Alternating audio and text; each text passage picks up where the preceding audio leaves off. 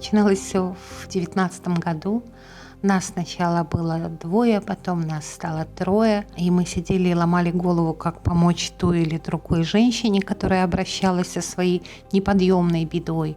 И потом решили собрать команду. Это была чисто низовая активистская инициатива. Просто нас было человек 15 сначала, и девчонки из Дагестана, и из Чечни, из Ингушетии, из Северной Осетии.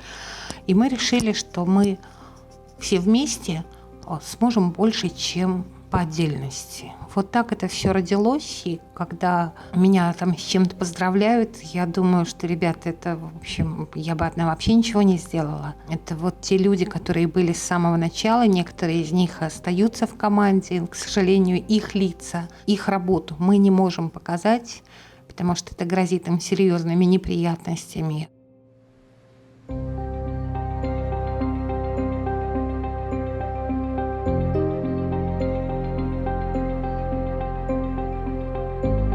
Я, Тарамова Халима Аюбовна, добровольно ушла из дома, спасаясь от регулярных побоев, угроз.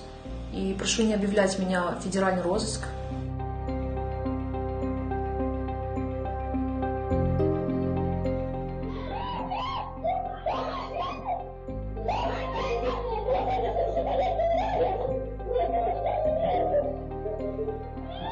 Волочили по лестнице, мы же их пытались не пустить, а они нас выдергивали по одной вот так вот.